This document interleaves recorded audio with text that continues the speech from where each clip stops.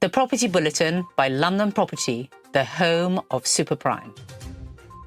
Deputy Prime Minister Angela Rayner is facing scrutiny after allegedly avoiding £40,000 in stamp duty by reclassifying her £800,000 Hove flat as her main residence.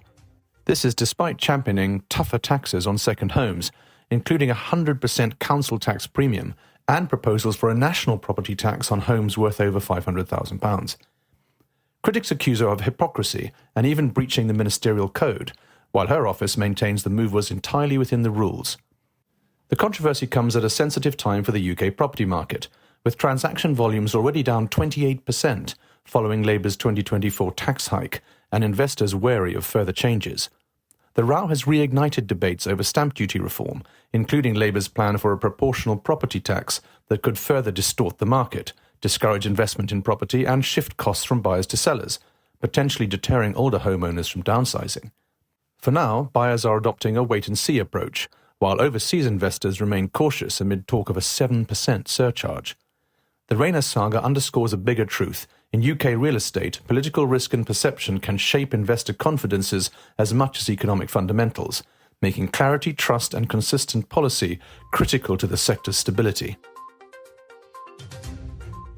Chancellor Rachel Reeves' plan to scrap the lower landfill tax rate has been branded a development killer, with critics warning it could add as much as £24,000 to the cost of a new-build home. The proposal would see the current levy on inert waste such as soil rise from £4.05 per tonne to the standard £126.15 rate by 2030, a 30-fold increase that developers say will send construction costs soaring. Trade groups, including the Mineral Products Association and the National Federation of House Builders, warn the policy could force builders out of the market, reduce housing supply and push up prices, at a time when Labour has pledged to deliver 300,000 homes a year. Business Waste estimates landfill costs per property would jump from £690 to nearly £25,000, with developers likely to pass the burden on to buyers. Treasury officials argue the change would reduce fraud, curb illegal waste handling and encourage recycling, but opponents stress that taxing basic materials like clay and soil at such high rates risks derailing not only housing but also infrastructure projects. With new builds already selling at an average premium of 43% over existing homes, industry leaders warn that the landfill tax hike would be one more reason why Labour's housing targets are unachievable. The abolition of the non-dom regime has triggered an exodus of wealthy international residents, reshaping London's superprime housing market and fueling a surge in £5 million plus mortgages.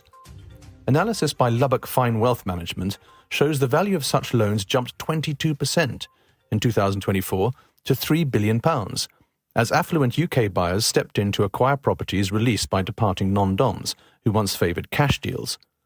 With many moving assets abroad or relocating to low-tax hubs such as Dubai, Portugal and the US, prime central London has seen a sharp increase in listings, 32% above the 5-year average, according to Knight Frank.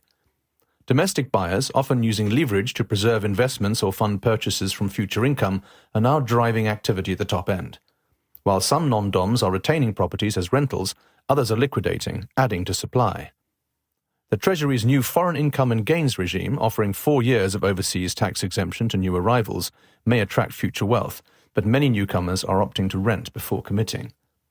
For private banks and specialist lenders, the shift signals a lucrative opportunity. A market once dominated by cash buyers is increasingly turning to structured finance at the very highest level. The Leasehold and Freehold Reform Act 2024, hailed as a landmark overhaul of leasehold ownership, now faces a major test after 6 of the UK's largest freeholders launched a judicial review challenging its core provisions. The Act abolished marriage value, capped ground rent, and extended lease terms to 990 years in a bid to make enfranchisement fairer and cheaper. But freeholders, including Cadogan and Grosvenor Estates, argue the changes unlawfully stripped them of property rights under human rights law, costing hundreds of millions. The government insists the reforms are a legitimate social policy to redress decades of imbalance, while the courts have so far shown scepticism towards marriage value as a protected right. With judgment expected later in 2025, key measures remain on hold, leaving leaseholders in limbo. Many are struggling to sell, service charges continue to rise, and lenders remain wary of financing short leases.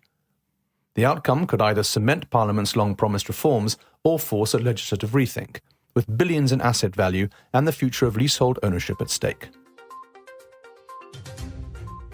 Labour's proposed property tax on homes worth over £500,000 could hit London hardest, with Compare My Move warning it risks accelerating the capital's exodus. With the average London house price at £667,000, well above the threshold, co-founder Dave Sayce says the levy would pressure sellers to cut prices while discouraging buyers near the limit who fear values won't grow enough to offset the tax. Compare My Move data shows 39% of Londoners who moved in Q3 2025 left the city, up from 34% a year earlier. A figure Sayce expects could top 40% once the tax takes effect. Critics argue the one-size-fits-all approach ignores regional price differences and could widen the gap between properties under and well above £500,000. Industry reactions are split. Property Mark urges reforms that support first-time buyers and mobility by easing stamp duty's burden, while Ask Partners' Daniel Austin dismisses the plan as a short-term fix, unlikely to strengthen the market or public finances. Subscribe to our newsletter to receive our weekly bulletins and stay ahead of what's shaping the super prime property market.